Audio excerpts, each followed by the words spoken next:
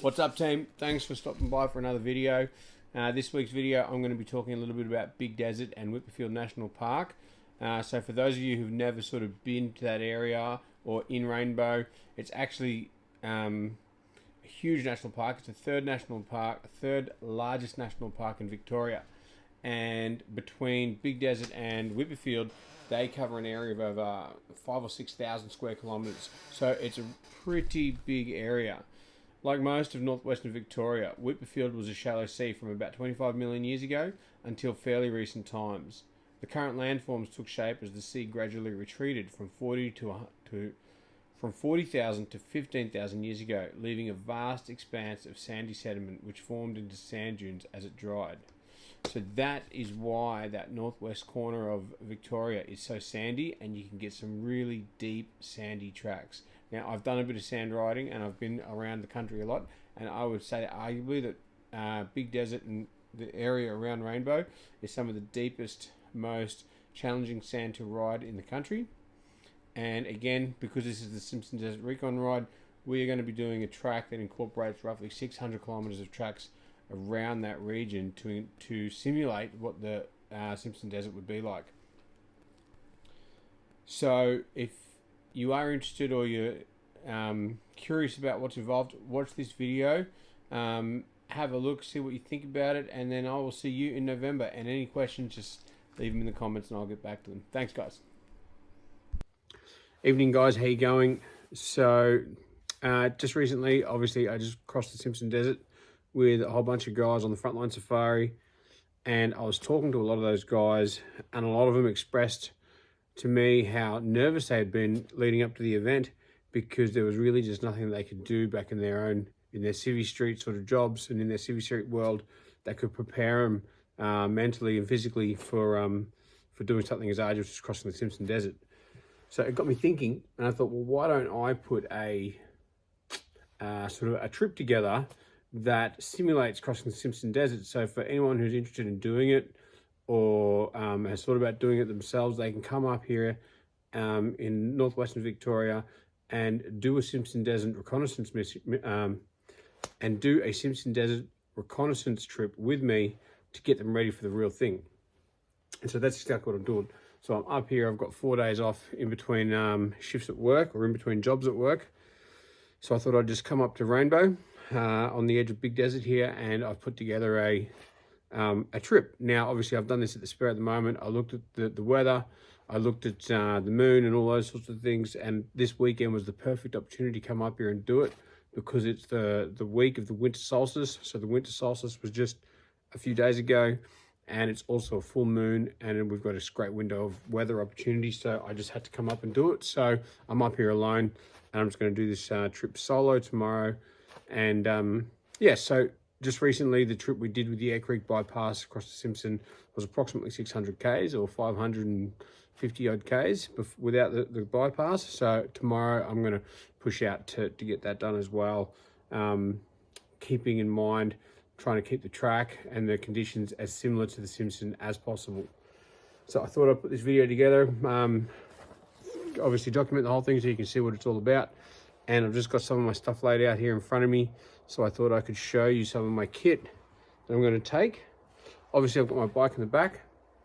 It's just come across the Simpson, so I've just done the filters, checked the chain sprockets, the wheel bearings, just changed the oil in it. The oil was black. So the bike is really good to go.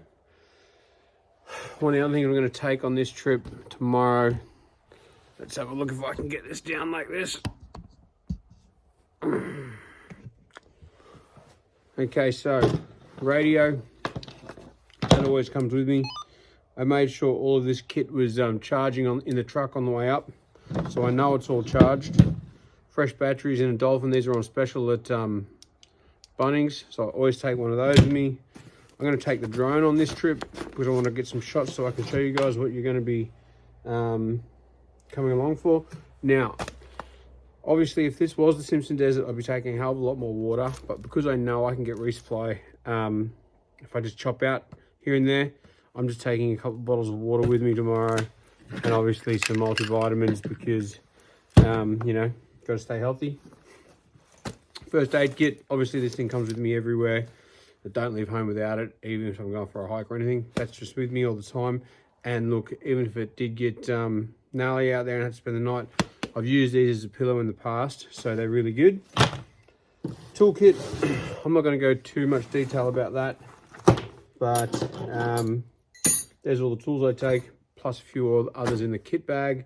If you want to know more about the tools I take, I can go on about that a bit more.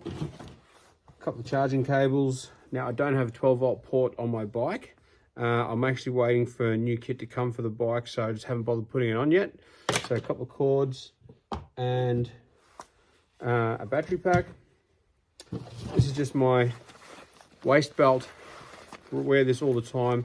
It's just got a few other bits and pieces and goodies in it. Things that you want to get really quickly, like some extra pain relief and just bits and pieces like that. Another drone battery.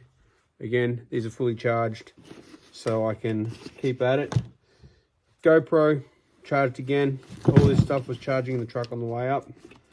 And obviously before I left Melbourne, I've pre-plotted my route on my Garmin Montana 750i. This is a really great bit of kit, and obviously I've got the SOS ability there. So even though I'm going alone, there's a few people I've spoken to who know where I'm going and know what I'm doing, and I'm not going to be going really fast. Even though I'm going to try and get the whole thing done in a day, I'm still going to be going probably before the first light and probably getting home on dark. So I'm going to be just cruising along. I'm not going to be trying to break any land speed records. I'm not going to be a hero or anything like that. I'm just going to try and get it done, check the conditions, everything like that. Now, because even though I'm planning to do this in a day, so I'm not taking any sleeping gear with me. However, if I do get caught out in the field, I'm going to be wearing thermals. I've got 2 sets of gloves, one for the morning, which is nice and warm, and I do like to wear my fingerless gloves when it starts to heat up, so I just don't lose any of that dexterity when I'm playing around with drones and cameras. Now, I just wanted to show you something. Obviously, I'm up on the block. There's the moon. Let's have a look. No, you can just see the truck. There's the moon up there. I mean, it's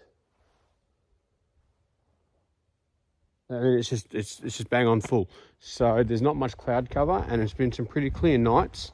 So even if I do get caught out coming home late, the moon's going to be out. So worst case scenario, I just have to, park up, have something to eat, chill out, wait for the moon to rise, and then just come home slowly. I mean, I do have a headlight on the front of my bike. Again, I've got new headlights on order. They are coming with a whole bunch of other kit, so I just haven't bothered with anything like that. And one thing I did happen to do is I got caught out. I went up to the supermarket to buy some stuff to eat, and the supermarket was closed because I always forget that I'm in a rural area. So I've just got a couple of ham and cheese croissants, which I got at the local cafe, and some sweets. And obviously tomorrow morning I'm just going to have a cooked breakfast here to get me on. So look, again, I can go on and make individual videos about all of this kit. I'm not going to do that. I'm just going to, this is just sort of some of the stuff. So what I'll do is I'll pack all this gear up. I'll put the I'll put my kit bag on the hook, see what it weighs. I've also got a fuel bladder back there.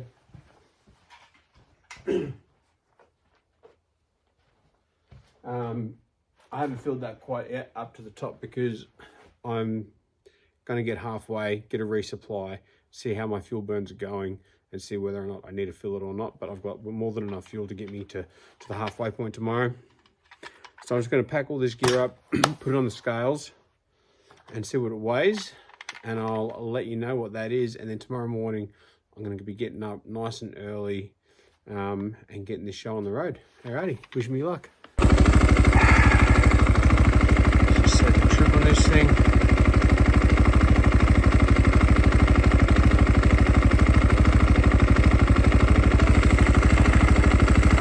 Good to go. See if we can get the sunrise on a sand dune.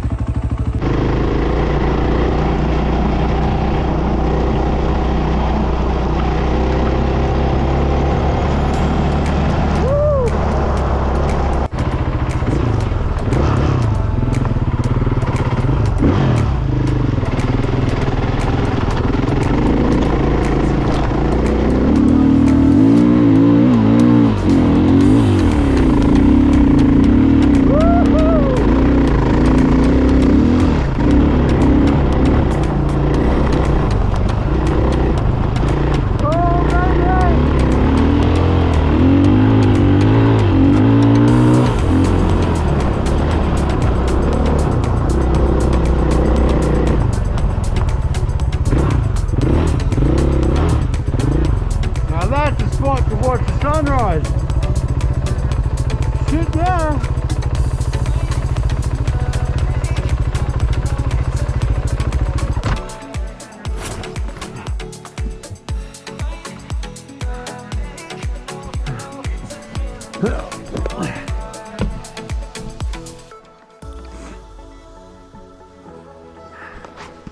Look! Woohoo! Here it comes! Just in time! Oh, I gotta get time lapse out!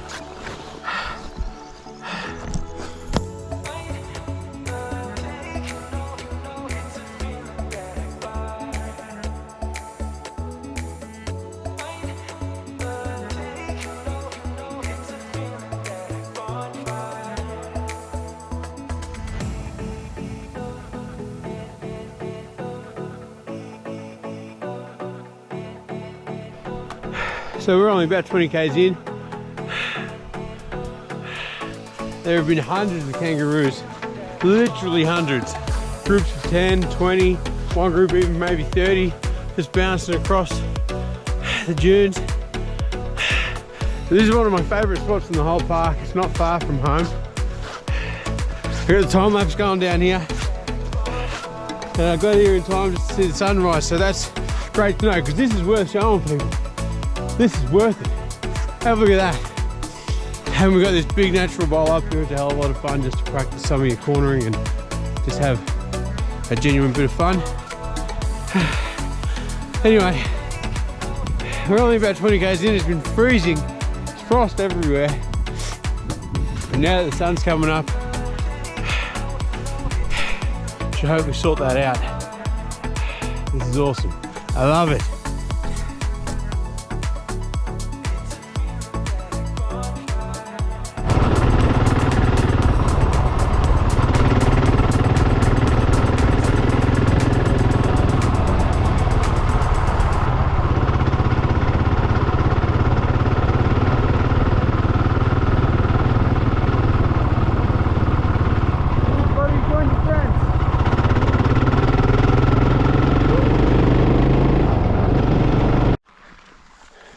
Okay, so far so good. Geez, there's so much wildlife out here in the morning, like just herds of 20, 30 kangaroos, and it's been pretty cold and frosty. Lost an hour already because I went down a track and it was MVO, sort of like a dead end track. Pissed me right off. I could have kept going down there, but then I thought to myself, well, there's no point because I can't bring people down here. Technically, I'm breaking the law, and I can't bring a vehicle down here to recover anyone, so I just had to do a big U-turn, and I lost a heap of time. But bike's going well, everything's good. We'll just keep on cruising.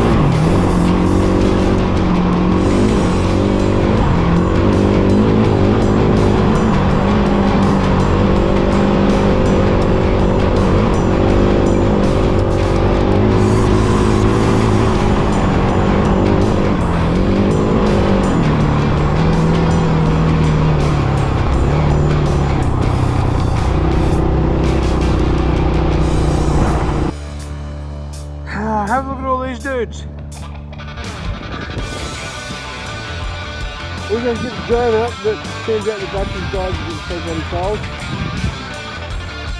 There's literally dozens of kangaroos out there. There's even more over there somewhere, but they've all jumped into the trees. See, if I had the drone, it'd be a sick shot. This is so cool.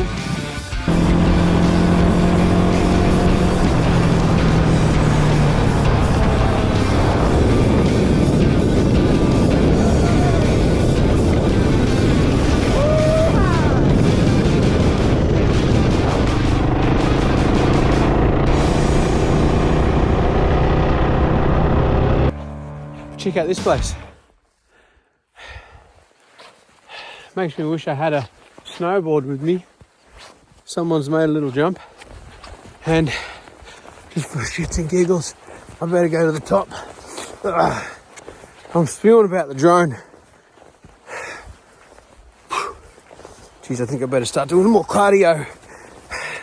Have a look.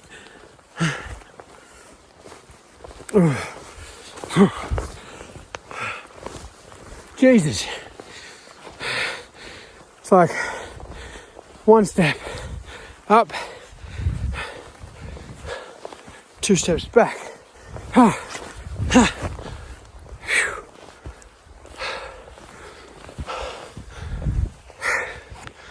yeah.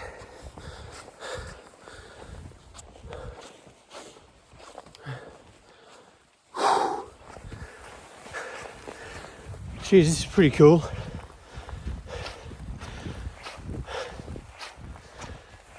Again, I saw some eagles as well.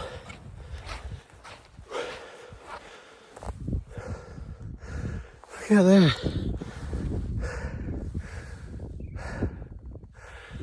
Cool. Worth a look anyway.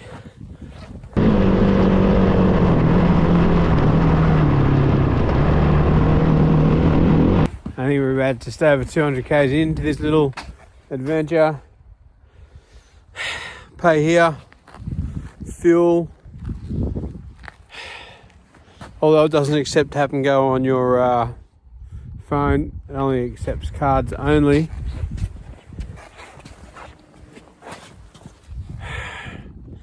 Which is a bit of a problem. So I'm going to have to go into town and see if there's another place I can get some fuel. Otherwise I'm screwed. Far out.